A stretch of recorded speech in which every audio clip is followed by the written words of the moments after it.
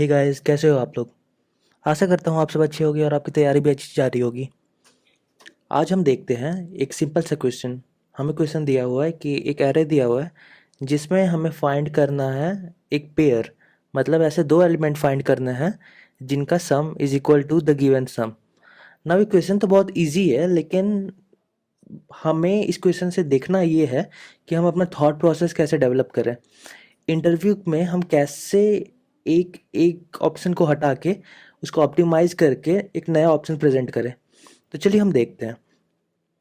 तो हमें एक एरे दिया हुआ है और हमसे पूछा है कि ऐसे दो एलिमेंट फाइंड करो एरे में, ऐसा एक पेयर फाइंड करो जिसका सम इज इक्वल टू होता है 130। तो ये सिंपल सा क्वेश्चन है। अब सबसे नॉर्मल अप्रोच क्या कर सकते हैं आप, सबसे इजी अप्रोच। आप क्या करोगे, एक एलिमेंट उठाओगे, पहला एलिमेंट उठाया, अब 20 तो मिल गया ना, दूसरा एलिमेंट कितना होना चाहिए, 110।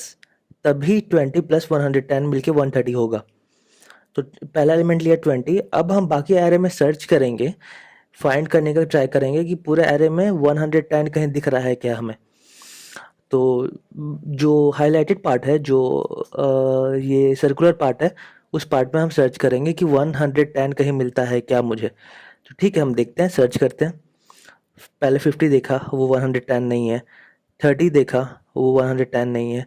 80 देखा, 70 देखा, 60 देखा, सारे एलिमेंट देख लिए, हमें 110 नहीं मिला। नहीं मिला, बट अब टाइम कितना लगा ये सर्च करने में। हमने जो फाइंड ऑपरेशन किया अभी 110 के लिए, उसमें ऑर्डर ऑफ एन टाइम लगा। अगर एन है एरे का साइज, तो ऑलमोस्ट हमने हर एलिमेंट छान मारा, तो इसलिए ऑर्डर ऑफ एन टाइम लगा। चलो ठीक है, 20 के साथ तो कोई पेयर मिल नहीं रहा है, तो ठीक है, दूसरा नंबर लेते हैं। अब हमने लिया 50 लिया और बाकी एरे में सर्च करेंगे हम कि 80 कहीं है क्या, क्योंकि 50 प्लस 80 मिलके 130 बनने वाले हैं। तो ठीक है, हम फिर से सर्च करेंगे। हमने 30 सर्च किया, वो नहीं है। 80 मिल गया, हमें 80 मिल गया। तो हमें 50 और 80 ये दोनों मिलके एक ऐसे पेयर मिल गए जिसका सम 130 है।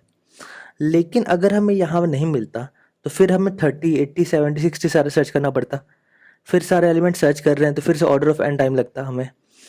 तो ऑर्डर ऑफ एन कॉम्प्लेक्सिटी फिर से लगता, और सेम चीज़ रिपीट होते जाता है बाकी सारे एलिमेंट्स के लिए भी, अगर हमें नहीं मिलता तो वर्स्ट केस टाइम कॉम्प्लेक्सिटी कितना हो जाता है, N cross N. N cross N क्यों हो रहा है, क्योंकि हर बार जो एक एलिमेंट हम ले रहे हैं और उसका कॉम्प्लीमेंट, मतलब दूसरा एलिमेंट जो उससे मिलके 130 बनाएगा, उसका कॉम्प्लीमेंट को सर्च करने में हमें ऑर्डर ऑफ एन टाइम लग रहा है, क्योंकि हम पूरा एरे सर्च मार रहे हैं, पूरा एरे छान ले रहे हैं कि मिल है क्या कहीं उसके कॉम्प्लीमेंट।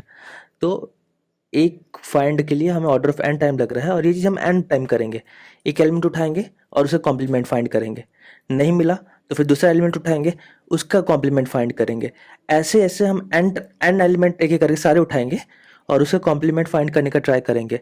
अब find operation order of N ले रहा है और ये काम हम एन टाइम्स कर रहे हैं, तो एन स्क्वायर टाइम कॉम्प्लेक्सिटी हो गया। तो ये हो गया बिल्कुल सिंपल सा अप्रोच। अब आप सोचोगे कि आप ऑप्टिमाइज इसमें कर सकते हो क्या कुछ। तो हाँ, अगर आपने मेरा पहले वाला वीडियो देखा होगा, तो उसमें आपने देखा कि फाइंड ऑपरेशन को आप ऑप्टिमाइज कर सकते हो। अभी फाइंड ऑपरेशन में के लिए ऑर्डर ऑफ एन टाइम लग रहा है, आप उसको ऑप्टिमाइज कर सकते हो। तो कैसे करोगे, अगर आपने एरे को सॉर्ट कर दिया होता, तो फिर आपका फाइंड ऑप्टिमाइज हो जाता। तो लेट्स से ये एरे दिया हुआ था और इसको हमने कर दिया सॉर्ट।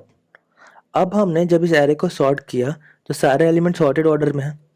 ठीक है, मानता हूँ सॉर्ट करने में कुछ टाइम लगा, सॉर्ट करने में लगभग N log N time complexity लगता है, तो उतना टाइम तो लग गया। बट एक बार वो टाइम लग गया, लेकिन उसके बाद जब भी मैं कोई भी फाइंड ऑपरेशन करूंगा इस एरे में, वो मुझे लॉग एन टाइम में मिल जाएगा।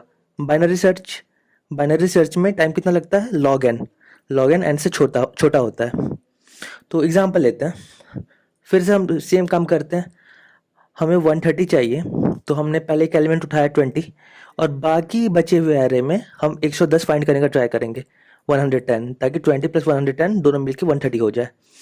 अब इस बार हम नॉर्मल सर्च नहीं कर रहे हैं, इस बार हम बाइनरी सर्च करेंगे।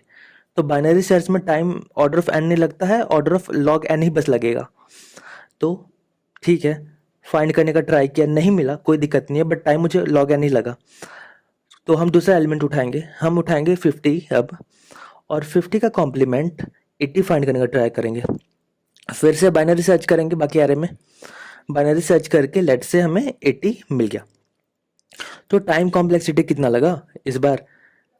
प्रोसेस तो ऑलमोस्ट सेम था, लेकिन जो फाइंड ऑपरेशन था, जो सर्च ऑपरेशन था, उसको हमने ऑप्टिमाइज किया है अभी। तो वो ऑर्डर ऑफ एन ना लग के हर बार कितना टाइम लग रहा है, only order of log N. तो इसीलिए हमारा टाइम कॉम्प्लेक्सिटी कितना हो गया, एन लॉग एन। क्यों? पहले तो देखो एन लॉग एन आपको सॉर्ट करने में ही टाइम लग गया, तो उसको एक साइड रखो। उसके बाद कितना टाइम लग रहा है, हर सर्च के लिए लॉग एन टाइम लगता है। तो अगर हम एन बार सर्च करते हैं, लाइक एक एलिमेंट उठाते हैं उसके लिए सर्च करते हैं, नहीं मिला तो दूसरा एलिमेंट उठाते हैं उसका कॉम्प्लीमेंट सर्च करते हैं, तो ये काम अगर हम एन टाइम करेंगे तो टाइम कॉम्प्लेक्सिटी कितना लग जाएगा, एन लॉग एन। तो इसका time complexity N log N है। पिछला एन स्क्वायर था, उससे अच्छा है ना? बिल्कुल है।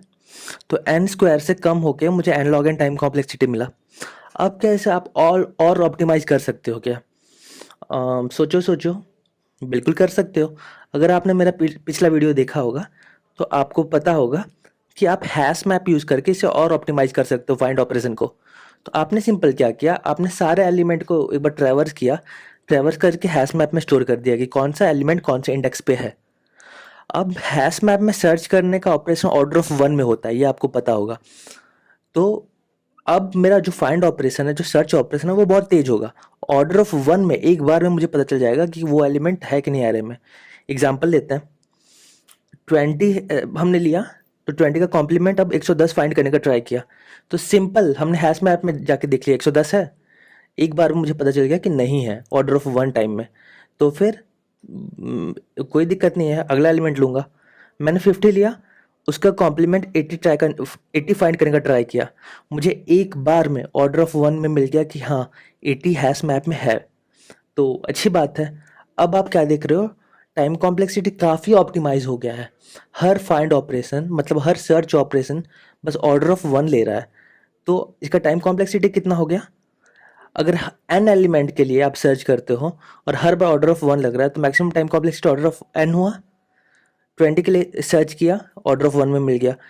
20 के लिए नहीं मिला अगर, तो 50 के लिए सर्च किया, ऑर्डर ऑफ 1 में मिल जाएगा। अगर 50 के लिए भी नहीं मिलता तो 30 का कॉम्प्लीमेंट सर्च करते, वो भी ऑर्डर ऑफ 1 में मिल जाता। तो ऐसे करके order of like N times हम ऑर्डर ऑफ 1 सर्च करेंगे तो order of N time complexity हुआ। तो इस तरह से हमने बहुत ऑप्टिमाइज कर दिया है अपने एल्गोरिदम को। और आखिरी में हमने कर दिया, स्टार्टिंग में एन स्क्वायर था, उसको कम करके हमने N log N time complexity किया। कैसे किया, एरे को सॉर्ट कर दिया। उससे भी कम करने के लिए हमने हैश मैप यूज़ किया, डेटा को स्टोर कर लिया, और अब हमारा time complexity order of N हो गया। तो ऐसे आप अपने अप्रोच को एक एक करके सोच सकते हो, ऐसे आपका डेवलप होगा कोई भी क्वेश्चन सॉल्व करने का मेंटेलिटी। और इसका फ़ायदा क्या है ना, आप किसी भी इंटरव्यू में बैठते हो, अगर आप सीधे जो आखिरी वाला अप्रोच था वो बताओगे ना, पहला वाला सिंपल अप्रोच बताओगे तो इंटरव्यूअर तो आपको वही रिजेक्ट कर देगा, अगर बस वही बताओगे तो। और अगर सिर्फ आखिरी वाला अप्रोच बताया आपने, सबसे ऑप्टिमाइज वाला, तो इट्स ओके, वो कुछ कहेगा नहीं, बट वो उतना इम्प्रेस नहीं होगा आपसे। लेकिन अगर आप यही उसको एक एक करके ऑप्टिमाइज करके ले जाते हो, पहले सिंपल अप्रोच बताओ, उसमें आप इंटरव्यूअर को बताओ कि आप कैसे ऑप्टिमाइज कर सकते हो। तो हाँ, एन लॉग एन ऑप्टिमाइज किया, उसके बाद और ऑप्टिमाइज करके दिखाओ, ऑर्डर ऑफ एन में किया, तो इंटरव्यूअर बहुत ज़्यादा इंप्रेस हो जाता है आपसे। तो इसलिए ये बहुत इम्पोर्टेंट तरीका है। आपको दिमाग अपना डेवलप करो, अपना थिंकिंग प्रोसेस डेवलप करो कि कैसे आप किसी भी क्वेश्चन को ऑप्टिमाइज करते हो। तो होपफुली आपने इस वीडियो से कुछ अच्छा सीखा होगा, और thank you for watching the video. Thanks, हम फिर मिलेंगे, तब तक के लिए बाय, सायोनारा।